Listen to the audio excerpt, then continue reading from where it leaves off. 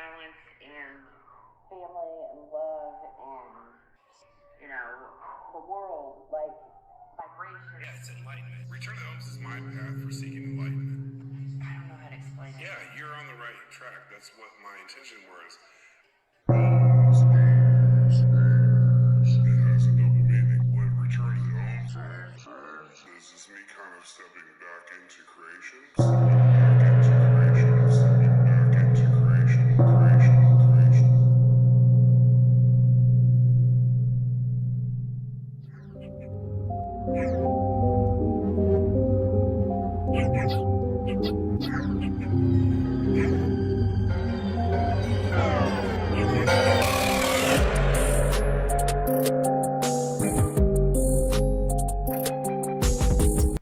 Hello. What's up, everybody? It's me, the Yeti, from Return to the Homes. It's been a while, to say the least. It's been a long while. A lot has happened, as usual. Life continues to move, and we either move with it or become complacent. So, here I am. Let's go ahead and get out the formalities real quick. Yes, I left Planet Thickness for a while. For personal reasons, I needed time to grow. I needed time to become who I am and to figure some things out. One of those things was trivial. It was trivial. Basically, something so small was affecting me in such a large way, and I've been able to explain that in my life, that I just view the value of things differently than some people, and sometimes that's okay. Sometimes it's okay to value things differently, and that's perfectly fine. We place higher value or lower value on things that other people do the same with. So I was placing too high a value on things that honestly at the end of the day did not mean anything. And I still am going to do that. I haven't had some kind of huge affirmation in my life that's going to change that. But there were some things I needed to take care of personally in my household. Basically, my household wasn't taken care of, which by that I mean everything. My temple, who I am as a person, my family life. And I've been kind of going back and forth. I'm not quite there yet, and I don't think I'm going to be for a while. I think that's part of why we're all on this rock. Is that we're learning to live. We're experiencing this experience. What else can I say? I have missed every one of you. I really have. And it's not in some kind of superficial way. I have genuinely missed everyone's company and friendship. However, I will say that in the time that I've had away from the original Salt Happens group and Planet Thickness and a lot of other people, I've had a lot of fun. I've grown quite a bit. I've learned quite a bit, and I have just genuinely had a lot of fun. Watching YouTube series, that's been a kind of a sour sweet type of thing, bittersweet, because I get into these series, for example, The Warrior Nuns or Cursed, and then you get through that first season and you're like, you're ready to hit it again. You're like, okay, and then first thing you do, go to Google, when is season 2 coming? And then the panic sets in. So I've had a lot of fun, been watching a lot of documentaries, been honestly getting back to who I am. And who I am is the Yeti. My friends and family call me Jeff, and my friends, should I say, call me the Yeti. So that's who I am. Can't be anybody else but who I am. Shout outs. I want to get some shout outs out in the beginning of this video because it's important to me. First and foremost, shout out to Final Boss. May come as a surprise, and maybe it doesn't mean anything, but to me it does. Shout out to you, Final Boss, over there, doing what you do, man, and never giving up. You consistently push for what you want to achieve, and I've been sitting by on the sidelines. I've been watching. That's what I do. I'm a creep. I missed you, man. Not to get all sentimental and gushy or whatever you call it, but I missed you, bro. I missed you a lot, man. In a lot of ways, your logical way of thinking has kept me grounded in many times where my mind just took off on itself, even when I didn't realize it. And that's something that I was trying to learn how to do myself, if that makes any sense to you. You know, letting things affect me as much as they did, I needed to learn not to be so butthurt and just to grow up a little bit and get some thicker skin. Now, with that, I will say that just because you have to grow a thicker skin and let things wash over you and leave and you know, just let things go. At a certain point, you have to stop allowing people to do things to you. And this isn't to a final boss. This is just in general. You know, if there's something that somebody says to you that pushes the boundary, you have the right to say, hey man, you're crossing my personal boundary. Don't do this again. Don't do what you did. And that's more or less what happened. I was a little baby, a little wah baby, about some crap that was said. And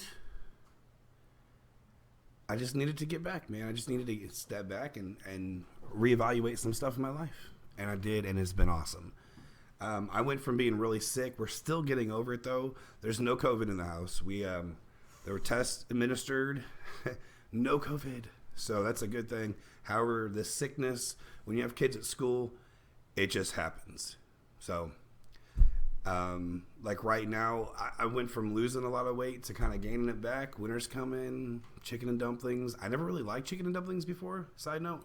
However, now, my wife made them, and I tried them, and I'm in love. They're pretty good, but it is like wet biscuits and gravy. It's kind of disgusting in the same way, but it tastes good. So anyways, that's besides the point. Shout-outs to Hell Dash, who's I miss bullshitting with him, man. I miss Lost Brown Eyes and Mad Hatter. I missed Darks. No, I didn't. Nah.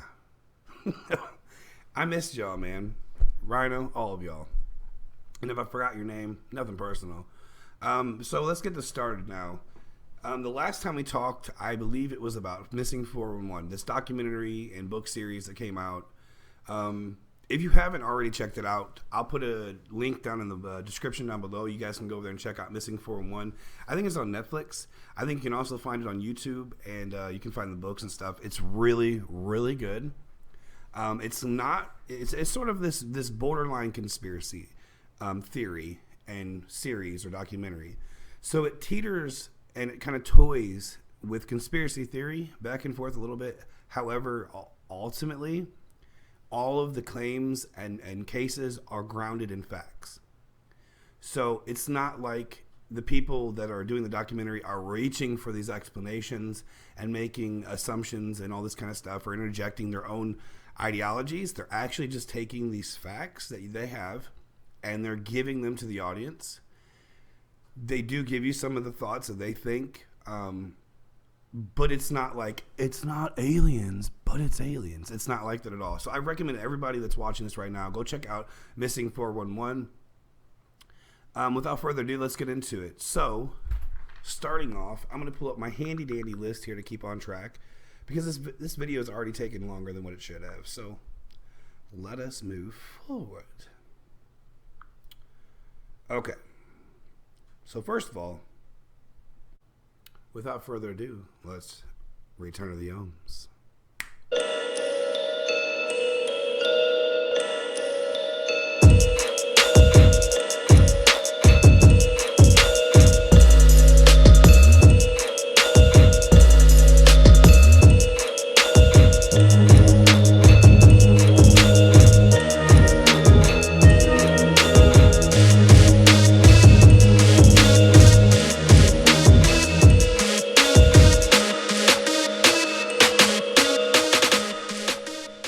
So, first of all, I was doing some research, not really research, but just kind of like scouring the internet a lot.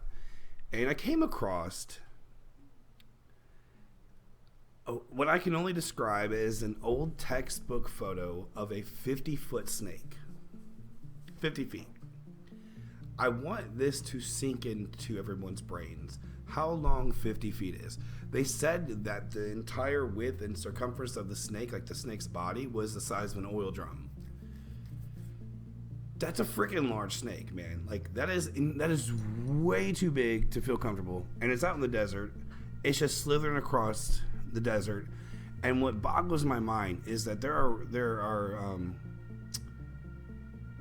there's evidence to support the fact that there are larger snakes out in the environment, right? Out in nature. There's larger snakes than 50 feet. And that blows my mind. And then people are like, well, that's impossible or whatever. Not really, okay? First of all, the factual evidence is that a snake and an alligator, as an example, can become as large as their habitat and environment will allow, from what I understand. So if a snake is able to continuously eat and flourish, then it's going to do so, and it's just going to continuously grow. Now, when you take that and you go way into the past, when oxygen was much richer in the atmosphere, a lot more animals, a lot more creatures roaming the world and stuff, instead of the human population, there was a lot more wildlife.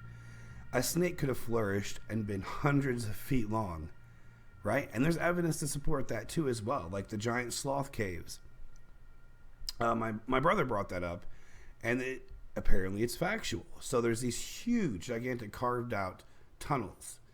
And they suggest that they find bones of like sloths, like gigantic sloths. It's like something from Honey, I Shrunk the Kids. It's fucking wild, man. But think about this for a second. 50-foot long snake out in the wilderness. And this was in the 80s, or the 70s maybe? Something along that line, maybe 50s. This was a long time ago. They have this. It's an aerial photo. And what had happened was, it didn't have all these like tools that we have nowadays, like drones with the measurements already on it and stuff. So they were able to calculate the size and everything, figure out, it's 50 plus feet long. So think about this. If people were out there camping, okay, apparently there can be a snake right by you. And it happens all the time, apparently, where you just walk right over that snake and never even know it exists. Now think about that for things 50, 80, 100 plus feet long. The size of cars or oil tanks. You're just out there camping by yourself or with family, right? Sleeping. You go missing. No one knows where the hell you've been. No one knows what happens to you. Dude, there's a possibility that some people are just getting swallowed up by snakes. That's not what this was about today, but I just want that to be in your heads. First thing I want to bring up is I want to recap. No. It's not the first thing. Second thing I want to bring up is the UFO statements that were made by the Pentagon and Department of Defense. So it's now starting to come out. There's people, YouTubers and content creators are now starting to catch wind of this a little bit more. It's starting to gain a little bit more traction with social media and coverage and stuff. However, it's still not mainstream. It's still not in everyone's faces. And there's already people trying to debunk and trying to play down the words that were used. So, our country, our military branch, and our, information and stuff, like the Pentagon and all this, they put out a statement that says that we have recovered craft that are not from this planet. And they suggest that they are actually from somewhere else, with materials not found on this planet, that are crafted somewhere else. I'm going to make sure that everyone listening can hear these words. Our own Pentagon. The people like the CIA, the information intelligence agencies and all this, all these big people, right, are telling us, the world, that we have recovered multiple crafts that were not constructed on this planet. Okay? They weren't constructed in another country. We didn't construct them.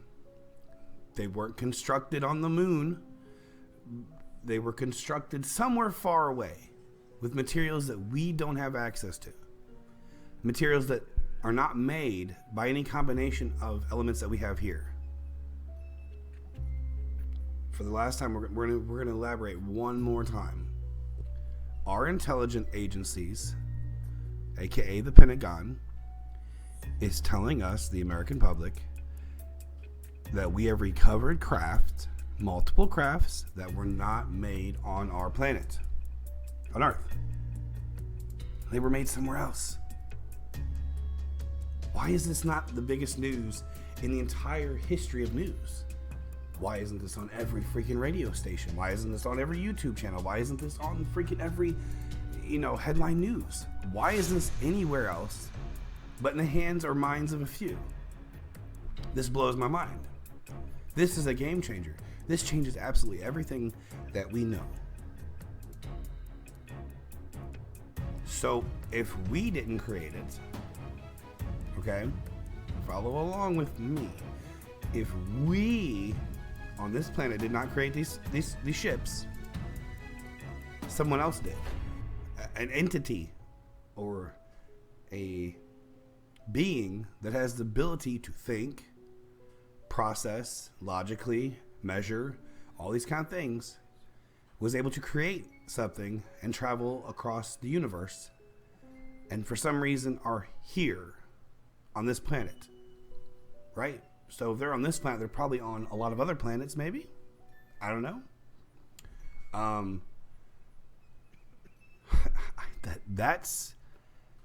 That is flat out telling us that aliens exist.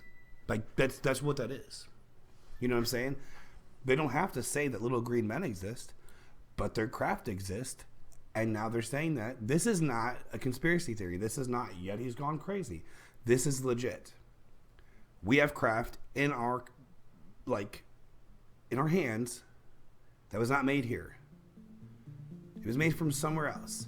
And this backs up the story of Bob Lazar. Okay, everybody that follows UFOs and conspiracy theories and everything, they know Bob Lazar. Oh man, this blows my mind. Why is this not everywhere? Why is this not a thing? If you're wondering why I'm talking the way I am, because it's difficult. It's like I haven't done this in a while. I feel like everybody's listening upstairs. Yeah. So we have crap that were not made here. What else is there to say? They were not made on this planet. They were made on another planet, right? So unless we have people on other planets, then we didn't make them. Somebody else did. So, if you're wondering if we're alone in the universe, the answer is no. If you're wondering if there are extraterrestrials or other people out there or other beings, the answer is yes. If you're wondering if they're more technologically advanced than we are, possibly. The reason that's only possible is because there's a possibility that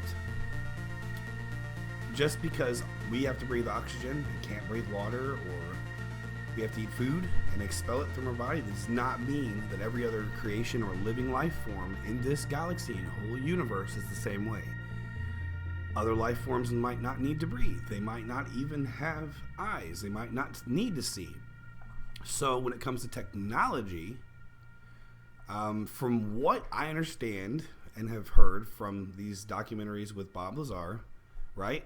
Because now, if I were you and you were questioning the existence of extraterrestrials, I would now be second guessing and taking a harder look at what Bob Lazar has been saying to the world, because he's been saying it for a long time. So if in fact he is telling the truth, it does line up with what they're telling us as the American public right now.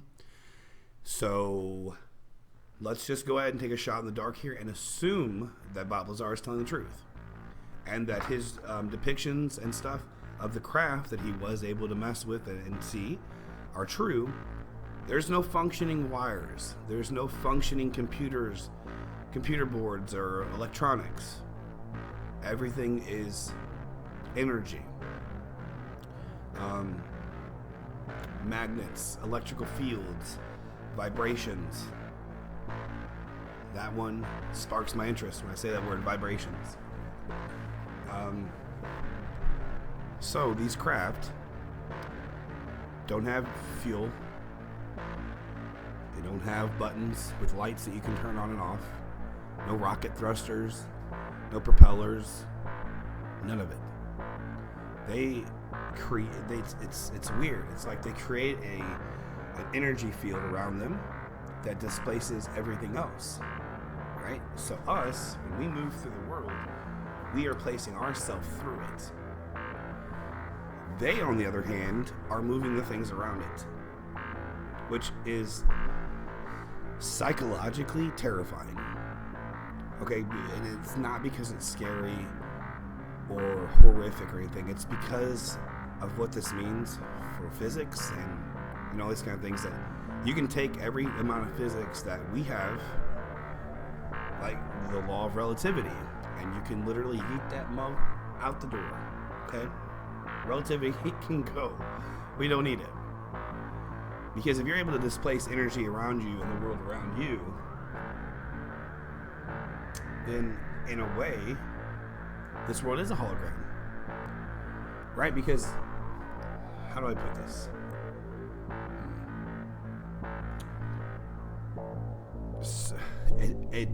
I don't think my mind is ready to process this.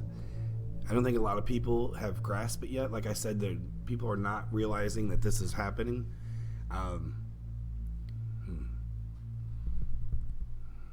Man. So yes, ETs exist. They're here, at least traveling by or coming here. So I had a thought today about this, and this is why I brought it up. So this guy goes out to these beaches and collects shrimps, and he pulls these parasites off of them. It's disgusting to watch, but you can't turn away. You have to watch every last one. And he gives them names, and he's trying to help them because these parasites are destroying their entire species. And they're just not good for the actual host. Like, it's terrible for the shrimp. It's not like this mutual life thing where they're helping each other, right? The shrimp is getting nothing from this. So the parasite is only taking, right? So this guy goes out and he takes up these shrimp individually, thousands of them, right? And pulls the parasites off, feeds them to the seagulls or throws them away. And somebody had made a comment that kind of struck me, okay? And it was, when are the ETs going to come here and do the same to us? There's been a lot of theological and philosophical thoughts as to how aliens would view us or how we would view them. And a lot of them are like, yeehaw, let me go get my shotgun, Paul, and shoot at them like people do with drones. There's a lot of reasons to shoot drones, though. They're invasive. They get in your business, and they shouldn't be following you. They're creepy. But that's besides the point. But there's a lot of ways that we have discussed how extraterrestrials would view us. Fundamental values that I brought up in the beginning of this would be one thing. Their values would probably differ from ours, maybe. Right? Are they malevolent? Are they helpful? Are they bad? Are they good? Right? We question all these things because we live in a base of survival mode. That's how we live. So when we see something that we don't recognize, our nature kicks in, our however long that we've been on this planet of surviving kicks in, and we question things. Are they here to hurt us? Are they here to take our life away? They're here to hurt our little ones, etc. What if we are a parasite on this planet, though?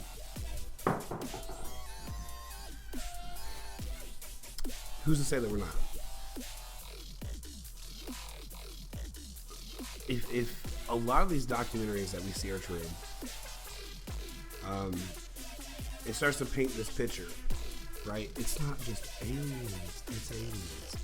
It starts to paint this greater picture, and it's a confusing one, to say the least, about how they might view us or why they're here. Some people and like accounts say that there are good ones and bad ones, just like there are with us as humans.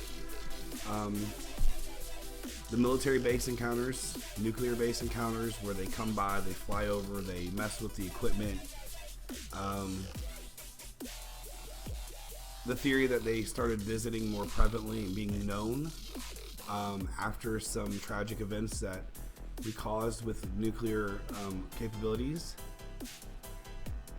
A lot of that happened after. A lot of these sightings and stuff happened after Hiroshima and stuff. So it makes you wonder. There's a lot of questions, I guess. Are we guinea pigs? Are we experiments?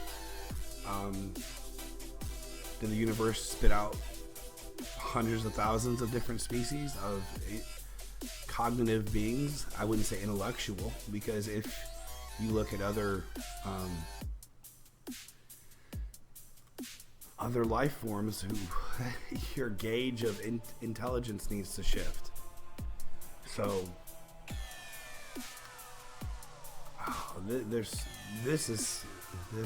this means a lot.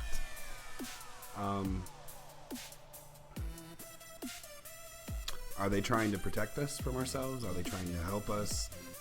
Are they trying to see if they can interject into us and take over? Are they going from being to being throughout the universe, taking the best genetics that they can find, or traits that they find, like we would with elements, right?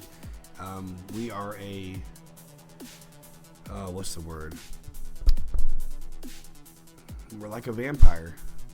We use resources. So I guarantee you, I mean, this is fact.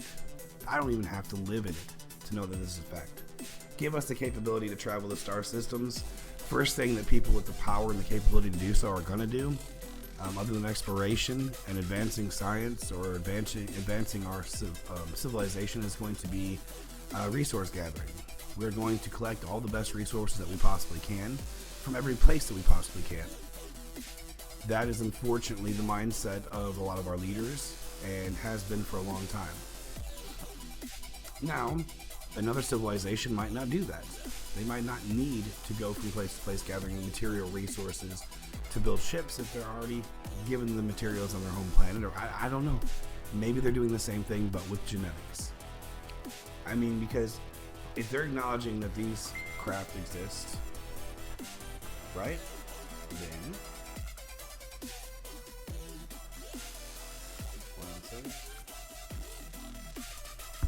so they're acknowledging that the craft exists, which, you know, by association means that the drivers exist. Which you then consider, and you continue down this chain of thought, that maybe abductions are real, and maybe Roswell is real, and all these kind of different encounters are real. Bob Lazar is telling the truth. I mean, you can let loose. So, I could go in for the next hour and a half down here just talking nonsense about different things that might be true now. Excuse me, or even more plausible now that we know that they exist. Capabilities, functions, purpose, everything like that. Welcome to Earth. I feel like you've been here for a long time. Why are you here? You know, if you're here to take over, you might want to pick a different vehicle. This one's probably due for an oil change. This planet's been through some shit. So, if you're here to destroy us, you don't need to. We can do that ourselves. If you're here to protect the planet, welcome.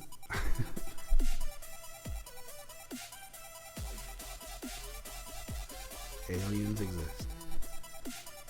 It's no longer a question. In fact, the question is, why is it so hard to accept as reality? Are we desensitized? Absolutely, we really are. We're desensitized from movies and pornography and videos and everything else. We're desensitized.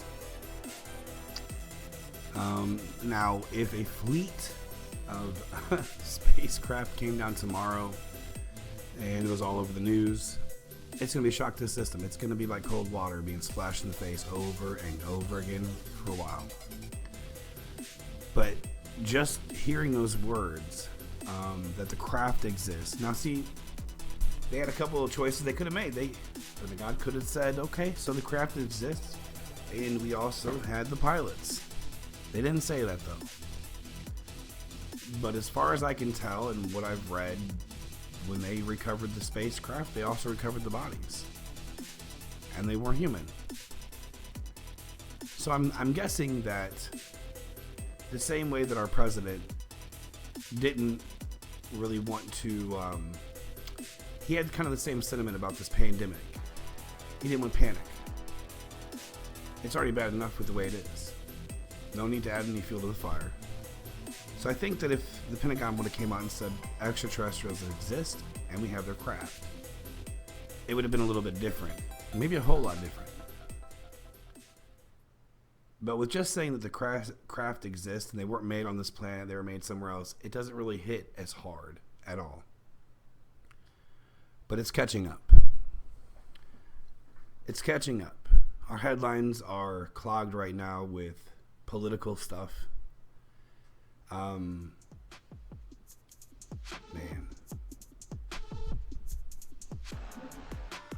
Really makes you wonder, doesn't it? Where we fit. What is our place? I mean, for the longest time, we've assumed that we're at the top of the food chain. You know, we're able to basically take down anything that we want. But sure, if we're not given the right tools or technology with us, anything in this food chain could basically take us down if it wanted to. Like, shoot, if you had like, what, 1 billion gnats, they could probably do some damage to you. I mean, truthfully, if you wanted to get outlandish and wild, gnats could take you down. So anything in this food chain could take us down. There's plants in this world that can kill us. Anything on this planet can kill us. Rocks, sand, water, fire, air, sun, you name it. This planet is deadly. But it somehow allows us to live here. So it makes me wonder at the end of the day, where we fit. Where are we? In this chain of cognitive beings. Man, I can't even say it. Cognitive beings. Where do we belong? I mean, so if there's another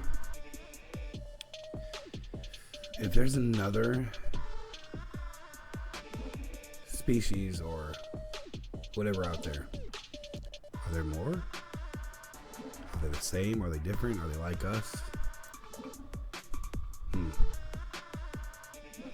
I'm gonna leave that up to you guys to decide. Where do you think we belong? Are we at the bottom? Are we in the middle? Are we at the top? Does it even matter? Truthfully, I don't think it does. I think there's a lot more that we should be thinking about right now. So, this was this episode. Next episode is going to be about the 401 stuff. We're going to get back into it because there's some stuff that's been happening. I can't wait to get into it with you guys. You guys can check me out on Discord. I'll put the link in the description for you. The name of my Discord is The Sanctum of Illumination. You guys can, of course, check me out on Twitch. I will be returning shortly at Old Man Yetters. Also, a link in the description below for you guys. I will do my best to find a good link for you guys so you guys can read the releases from the Pentagon and such, and the Department of Defense and whatnot about the craft that we have. And, you know, honestly, I'm going to let you guys make your own assumptions and things like that. Until next time, as always, don't be toxic. Be mindful. Peace. Quick interjection here. Theory of relativity. I said let's yeet that muff out the door. I was trying to explain what I meant. As far as our physics. Okay, so Maybe the theory of relativity still stands. Just because they're able to displace energy around them or the craft does not mean that we can just yeet the theory of relativity out the window. And what I'm trying to get at in this video about the possibility of this being a hologram is that if you're able to take your surroundings, okay, if I'm able to move through this table, then that means that this table is not a solid object, which we already know is true at the molecule level. Okay, so at the level of atoms, we know that they're constantly moving. When things are warm, they move and farther apart and faster. When they get cold, they constrict and go in on themselves and stop moving. Excuse me. Now, in space, they say that it's freezing cold. Closer you go to the sun, the warmer it gets. Now, if you're traveling through space in a vehicle or whatever that is able to move the things around it, it's moving at the atom level, the molecule level. It's moving molecules around it. It's displacing its environment, which means that the theory that a wormhole would be able to take 2 points.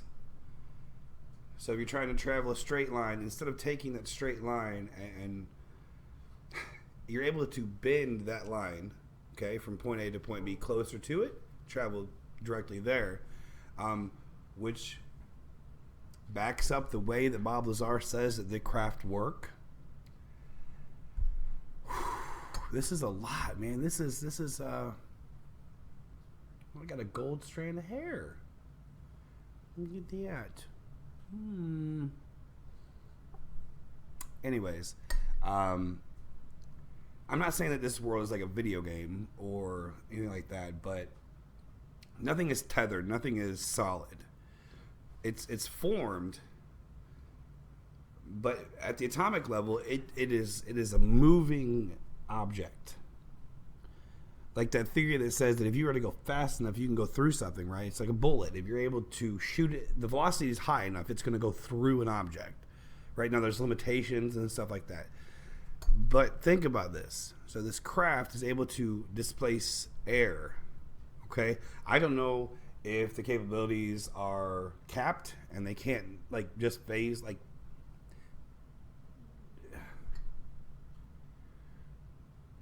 you gotta be careful here, okay? Because I'm not a physicist or anything by any means. I know there's a line between like teleportation or phasing as opposed to displacing matter.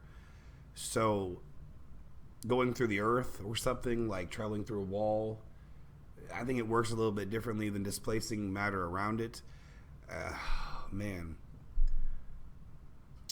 these craft, they can accelerate at incredible speeds. They can stop on a dime and reverse a trajectory. You know, they can go straight at 300 plus miles an hour and then just without a blink, gone, right? Oh, man. We have magnetic fields on this earth, ley lines, things like this, energetic fields that are on this planet. A lot of structures have been built on them. Okay, and the reason I said earlier that vibration really piques my interest is because there's a lot of evidence that suggests that at some point in our history or in some civilization on this planet, somebody had the knowledge to move objects with vibrations, with sound frequencies. Now, a sound frequency kind of causes a distortion in the air, right? That's how it works. Pushes out waves. Man, so let's take a fan, for example. It pushes air in a forward motion. That air moves and displaces the other things around it. That's why it's able to move leaves and such. Except the key fundamental difference in these craft is that there is no motor. There is no force that propels this craft through the universe, through the world around us. It just is able to move. He says that there's like crystals or something. And when I said that there's no computer chips, and I was trying to say that They're not necessarily more technologically advanced than we are. When you look at the way that we do things here, computer chips, electrical, everything has a reaction, right? You have to do something in order for something else to happen. The way that this technology is supposed to work, it doesn't do that. The mechanics of these machines are almost organic in nature, as they don't have wiring or computer chips or motherboards and all this kind of stuff, these circuitries. This doesn't exist in these machines. They have navigational systems that don't have buttons. They have panels without mechanical pieces. They just function.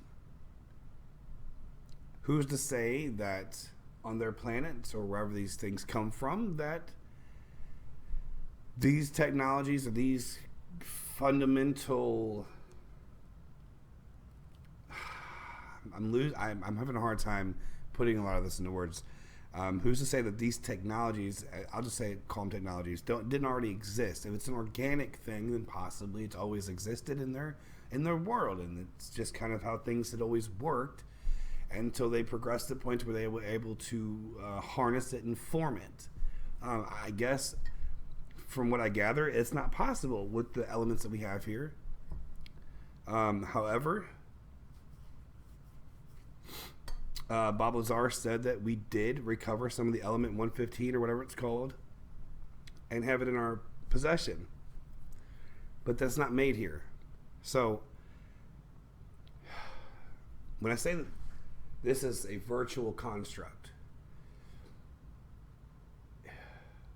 man, it's so weird to accept this.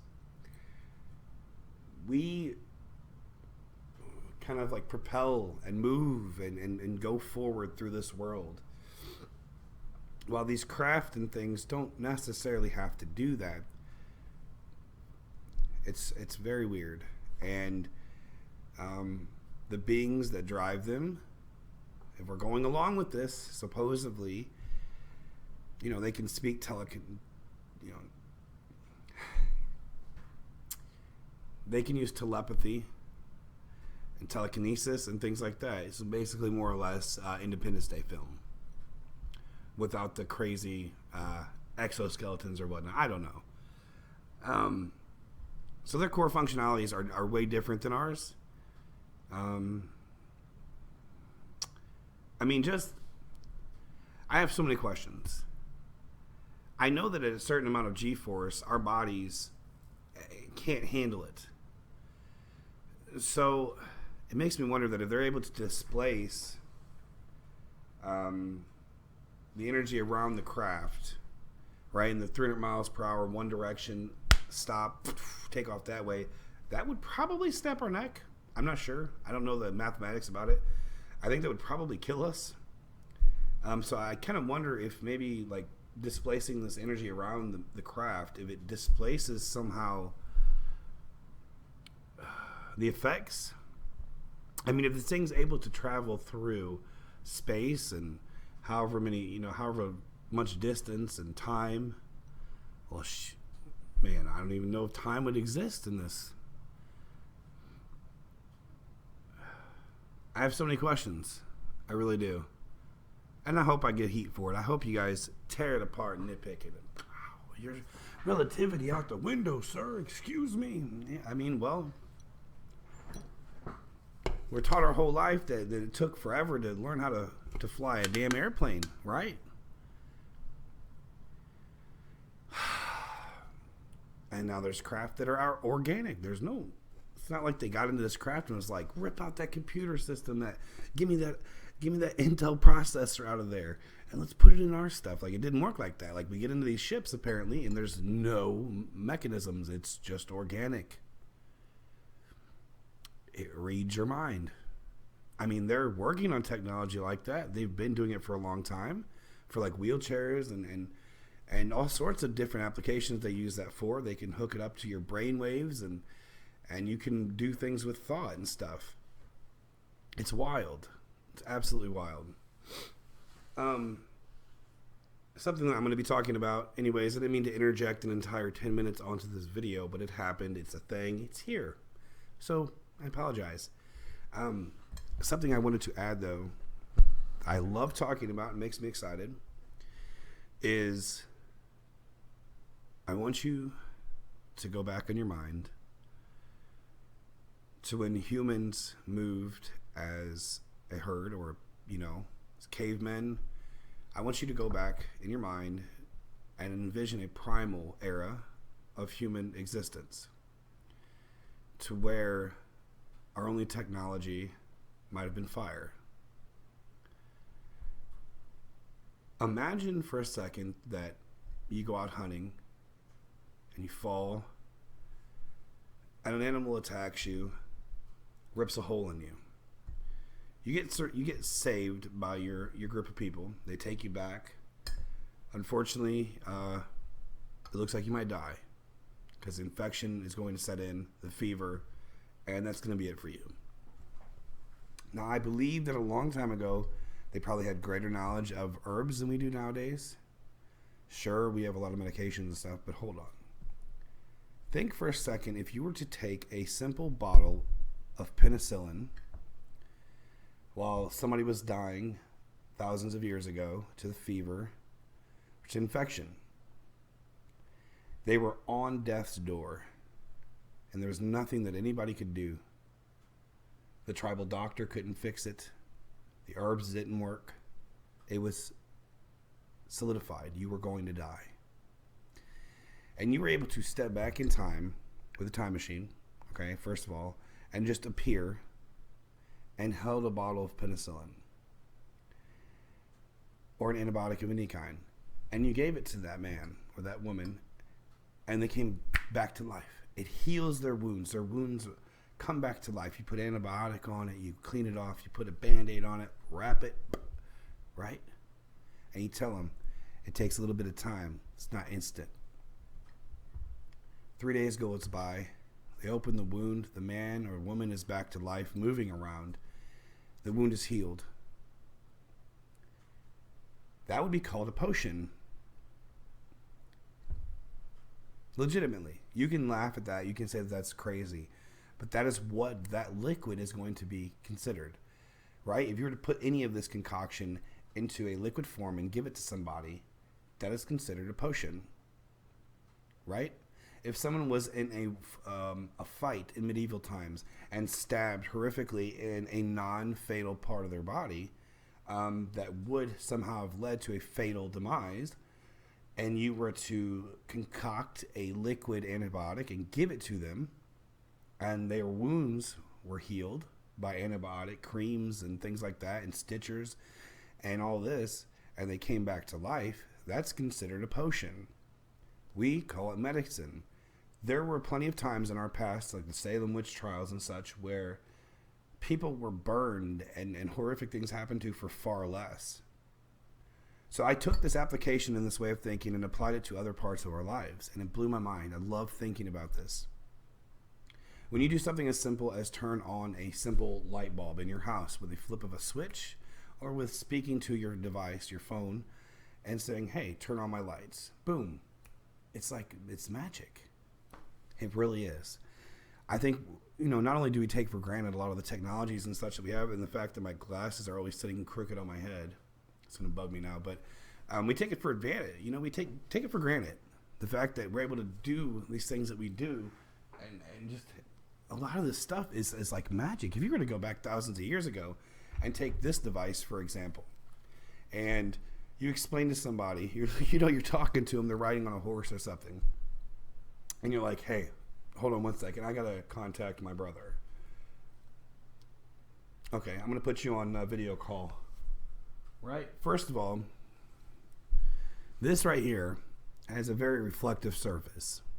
So, one of the first things that they're going to notice is they can see themselves in it. You go back thousands of years and the sun hits at the right angle, you're going to see more reflection than you are anything else off of these screens, unfortunately, right? If you're out in the sun and you're trying to look at your screen, you're going to be seeing your own reflection on the actual screen more than anything else. So the first thing that somebody from thousands of years ago is going to notice is that they can see themselves on this device. right? Take them inside to the cave and be like, I'm going to take this phone call. And you put somebody on video call and you're like, blah, blah, blah, blah, blah. And you explain to this person that you're speaking with from thousands of years ago that this person that you're talking to is hundreds of miles away, right? That's freaking magic, right? You hear these stories of crystal balls where they're able to contact each other or whatnot. That's freaking magic. And that's only one example. Okay, so you take you take this device and you show them. Okay, what could I do? What time is it? What is the weather going to be? Oh, okay, so tomorrow, and you're talking to whatever his name is or whoever his name is. Yeah, tomorrow's supposed to snow tomorrow, and here's how we know. And you show them this satellite image of our live world.